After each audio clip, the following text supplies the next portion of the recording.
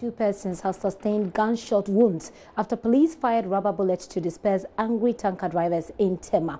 It's been a chaotic morning at the Tema oil refinery after scores of angry tanker drivers gathered to register their frustrations over what they call poor working conditions and distortions in salaries. The drivers, all members of the Ghana National Tanker Drivers Union, say they'll park their tankers until the National Petroleum Authority addresses the concerns relating to their working conditions and welfare. It was intended to be a peaceful sit-down strike, but later it turned chaotic after the drivers massed up in front of the refinery to prevent loaded fuel tankers from leaving the yard. Police dispatched to the scene clashed with the tanker drivers, who refused then to leave the scene after several persuasions. Here is how it all went down.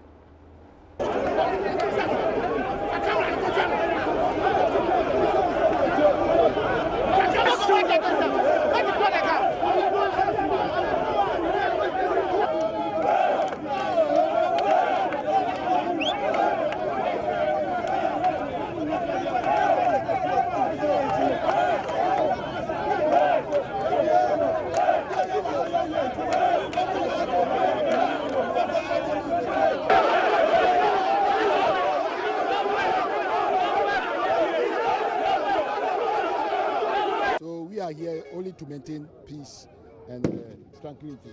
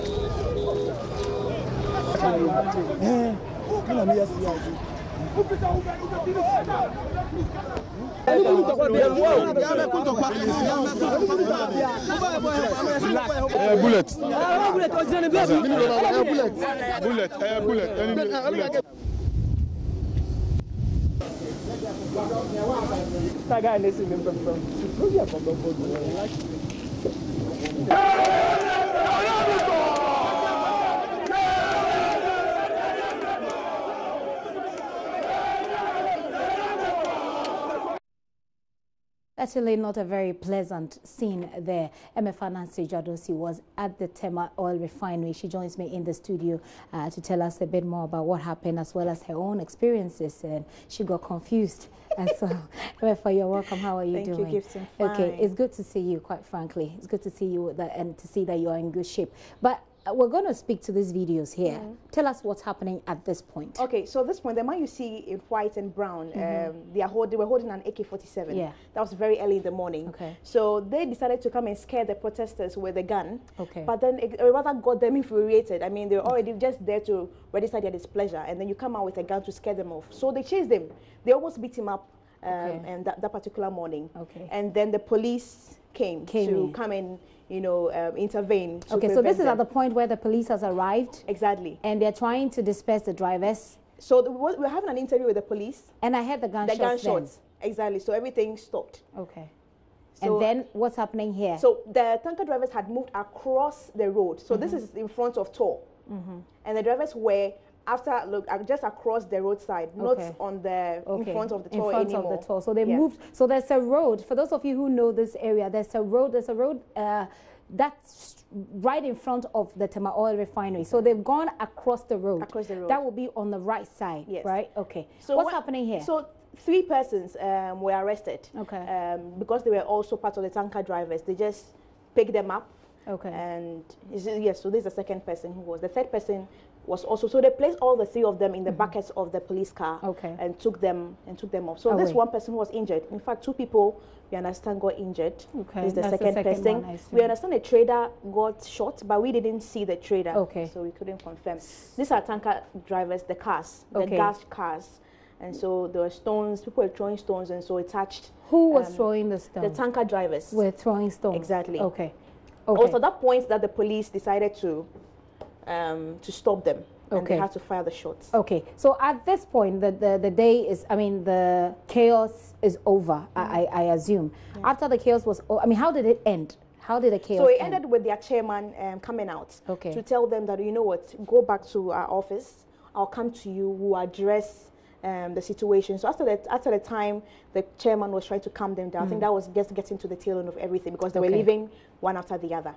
After the arrests were made, I exactly. Assume. So the chairman said he was going to follow up because he didn't understand why 3 of his men were picked up when there were a lot of them there. You can't single out and then take them off. So did you see how those people were arrested? I mean, what happened? At what point were they arrested? Did they confront any police officer? No, they didn't confront. But when the police started shooting the shots, when they started firing the warning shots, some of these guys were also running away, but the police were able to hold them and then handcuff them quickly and take them to the premises of the Tema oil refinery. And so that's at that point. But the circumstances, it didn't really look good because, I mean, at a point, some of them were kneeling on the floor and the harassment was a little too high, I think, on that note. But you saw that they were harassing them. This is what you saw.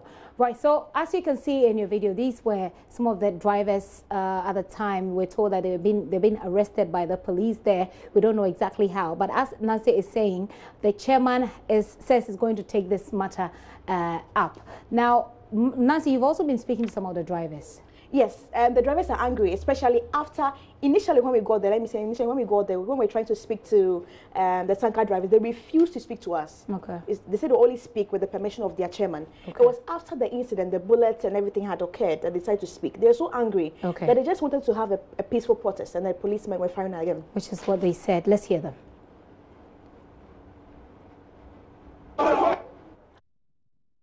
A little bit, but Nancy is still here with me. Nancy, let's talk about your own experience. What happened to you? As of the time, I think I was given midday TV news. You're speaking on midday. Today. I was speaking on midday. It was at that point that the shots started, you know, and I was standing very close to a gutter or a drain. To my left, they were firing. To my right, they were firing. If I go back, there's a gutter behind me. That's your own war experience here in Ghana. and so you said, and I heard you say, I'm even confused. I don't know what's happening. At that point, what did you do? I don't know what I was going to do because, I mean, people were running away. The other people were able to cross the road. I was not able to cross the road because I was the only person standing at that point. Right. But then I kind of felt a little safe because I was standing behind the police, so they were right in front of me. Okay. And so I think that was where the whole confusion started from. At the time you were leaving the Tema oil refinery, what was happening? Okay, so the PRO of the Tema police came to us. He took us to where the cars that have been damaged were packed. So he took us there, we shot everything, and then he told us that he explained why they had to shoot or fire those shots and why, because they were supposed to maintain law and order, and so those were just what they were there to do. Okay, well, let's hear from the drivers now, the very angry drivers, I must add. Because I want to say police van a boy and home. What I say, but yan tutu ewa ha. So what I say, I Roberts ewa town bebre. I don't know Congo chase you. Yan no. Ajumana ya no asem ne yeka. So what I say, ajumana ya no asem ana yeka. Odu gas nko. But ye be lodu petrol diesel no. Yan lodu. Say untimi be force some lodu. Na duru 1 week ni e be there no ba chire no. After 1 week. After 1 week na because you say you want to buy na kasa ba ni ene na ka because yanya mo ni ade tu abegina yeso say ye tu say nya no kwan masa what you force my tanker are you gas na wura mo ye rese tanker no so mo no force ni wura inside. This is a situation where situation ye wo mo say ye load fuel ne ye load no china gas no mo fa fuel gas no diesel petrol ye load mo load gas no na mo ye de wa ha anu so mo ntia say mo ba chia say ye load into mo chia 3 weeks na be so 3 weeks na so a ofan so ngu na ofan ko asa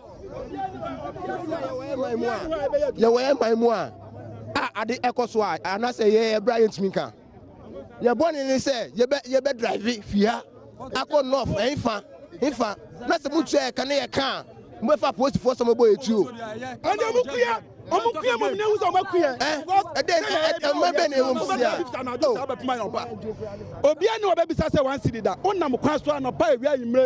na se BBC ne e kan wasem a mo kofa police force mo kuyen omo kuyen nyina o Ghana e nyina yetia se police force na be drive tanker omo mra no me drive tanker se police ni tu kwan a omo mra no me drive yen tanker driver se nyo kama fo bia wa hanti no sa na mo be yen so mo papa no ma menom na kan mo drive tanker akomo be yen sa eye gas drivers no mo yesa no omo nyina some the patrol na go come.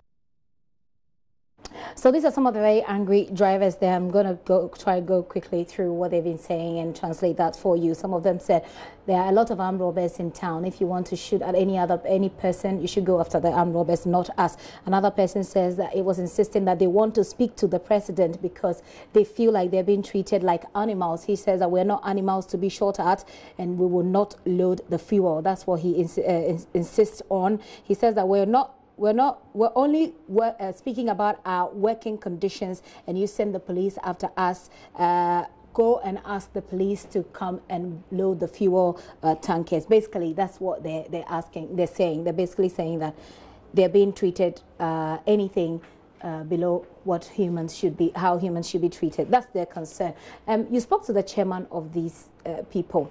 Initially, we heard that there was some sort of division among them. Can you tell us a bit more about that? All right, so the chairman of this association, or the union, he said his life is in danger because his own members are threatening to kill him.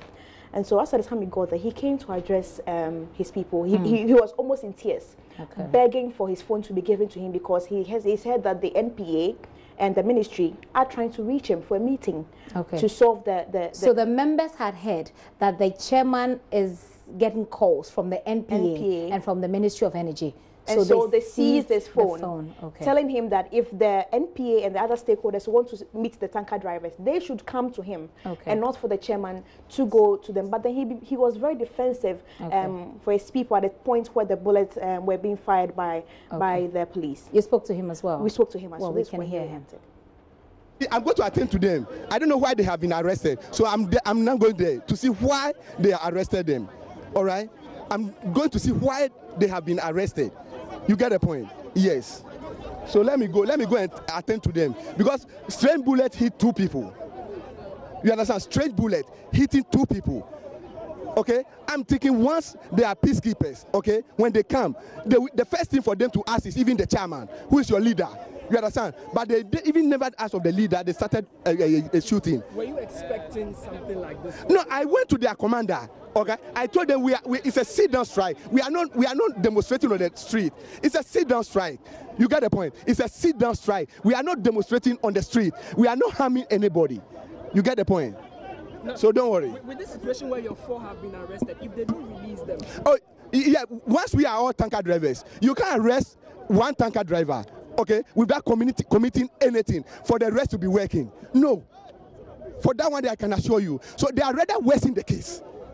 Okay, they are rather worsening the case. Because what Mr. Tampuli said on radio, I heard it, that he has nothing to do with tanker drivers. He don't know them from anywhere. Today, if the president will appoint somebody as chief executive whom tanker drivers cast product from all the depots to the destinations, and today he gets his margin and telling us that he don't know who the tanker drivers, I thank him.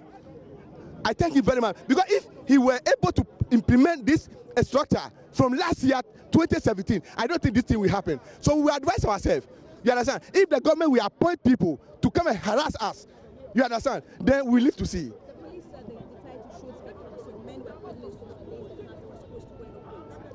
Is that the way? Is that the way to calm down people? Is that the way? If you want the people to calm down, is that the way we calm them down? You don't think your men also to blame? No. You see, we are all tanker drivers.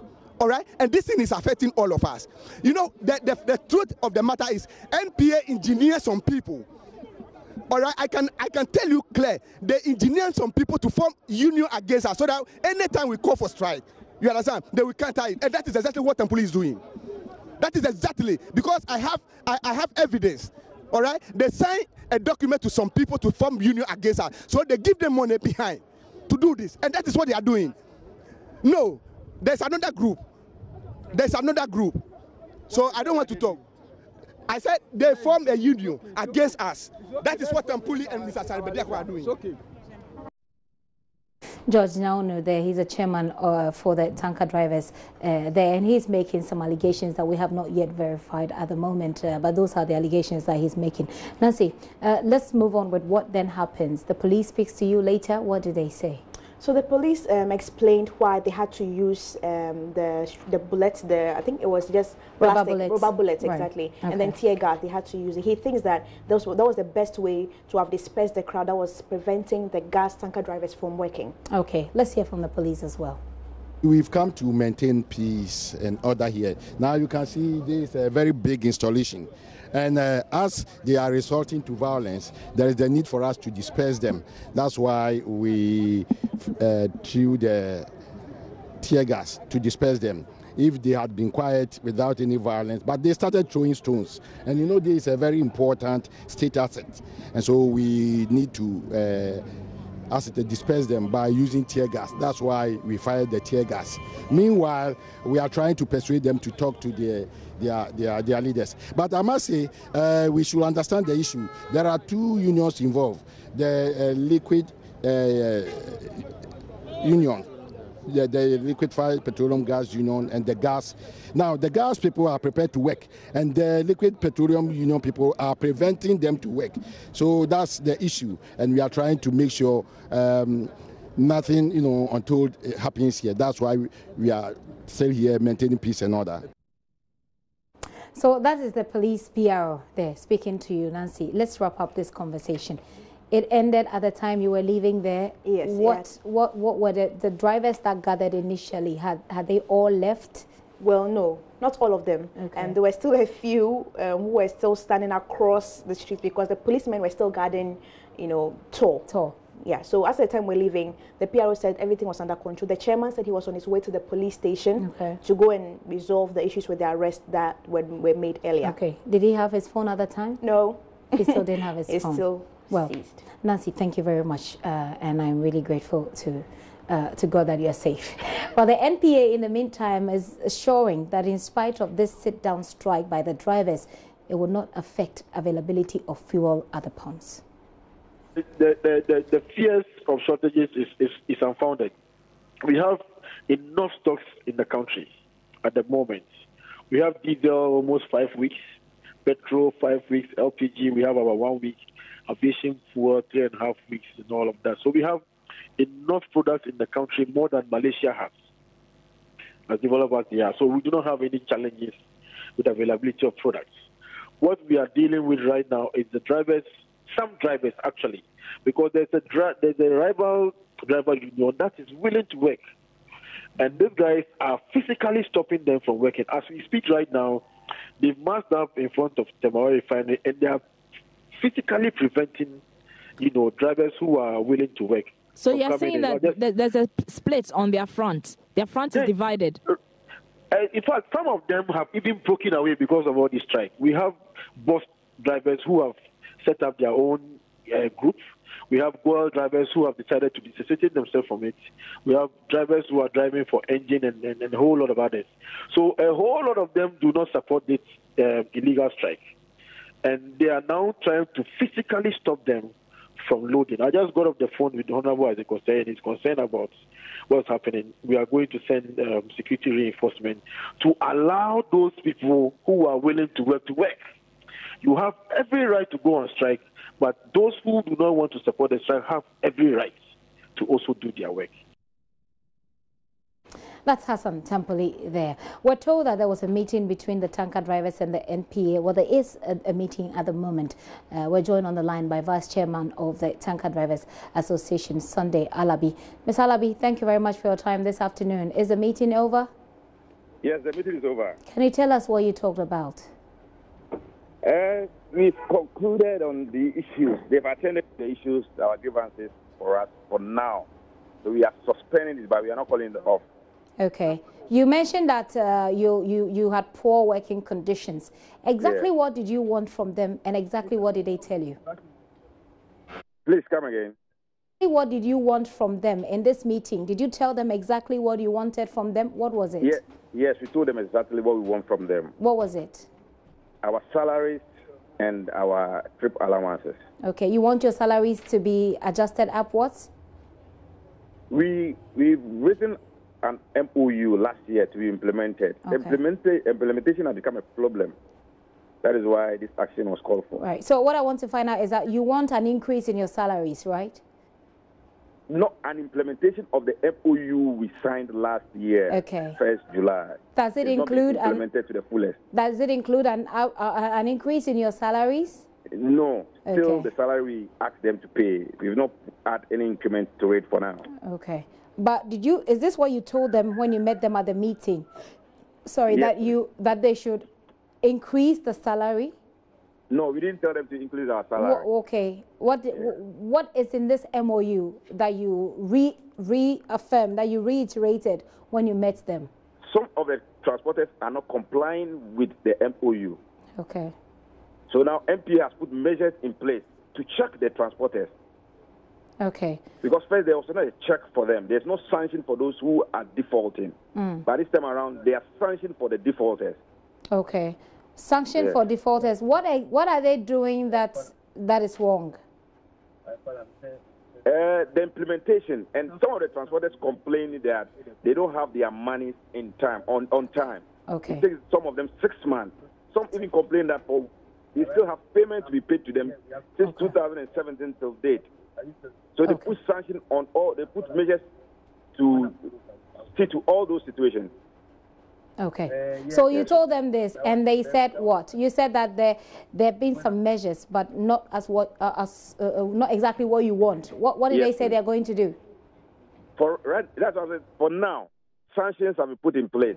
So whoever will default, will be sanctioned. Okay. And this is going to last for how long? We are giving them 1 week, which that means Monday, a week today. We agreed that a week today we will come back and finalize everything. Some of your men were very unhappy. Your drivers were very unhappy, especially when the police started firing tear gas and rubber bullets. Did you raise this issue with them? Yes, it was an unfortunate incident that such things happened to our members.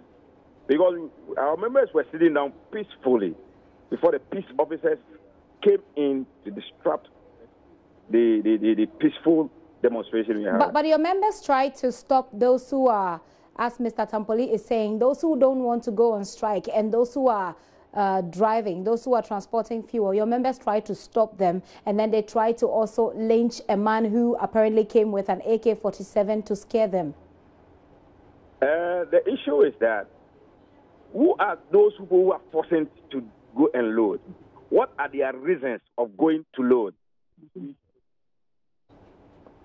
They don't want to be a part of the strike. Them to go and load are not drivers. The people who can move the trucks, and they allow them to go in and do that.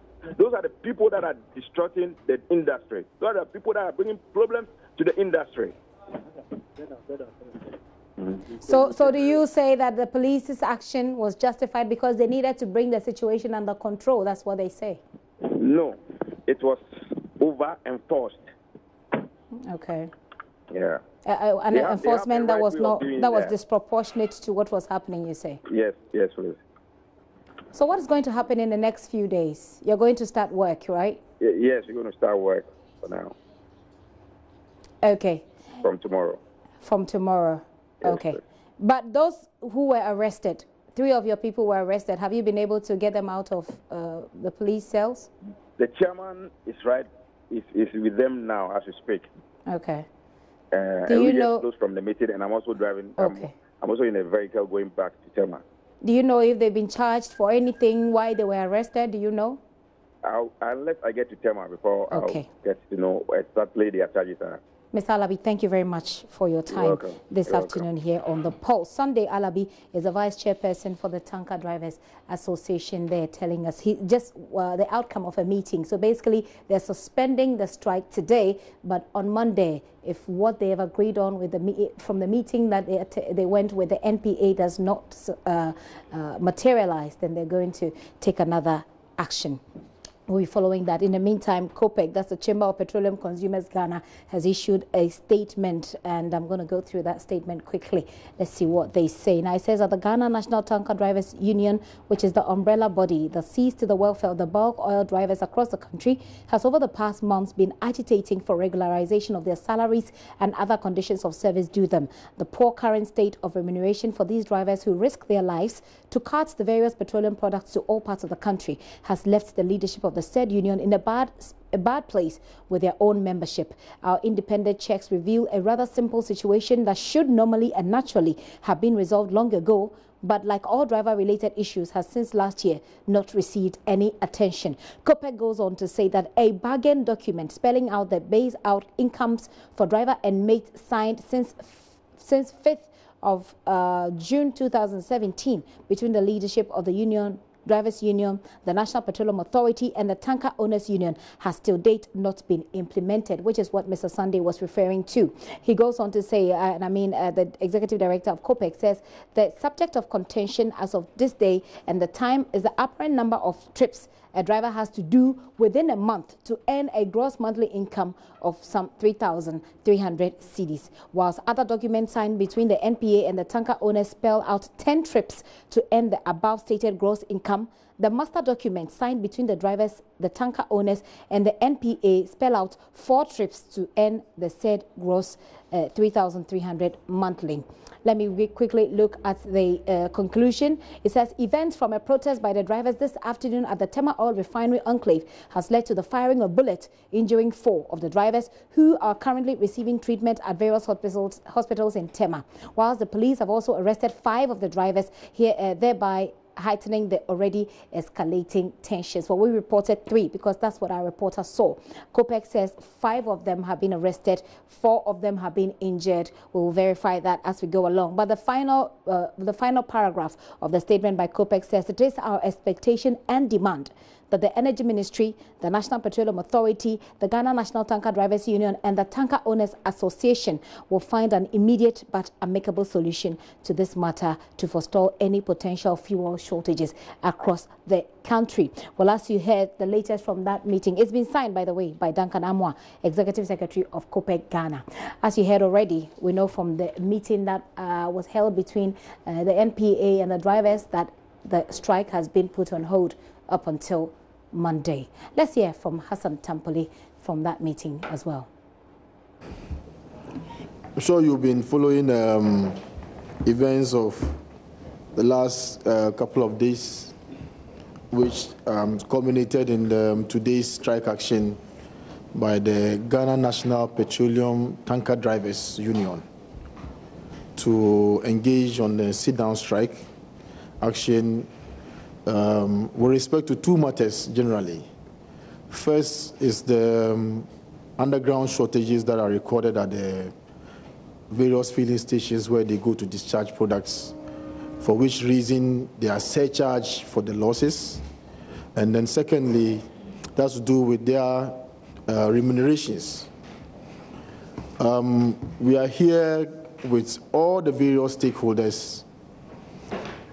We've been having a meeting for the past 2 or so hours. And in this meeting, we have all the people who matter as far as this matter is concerned.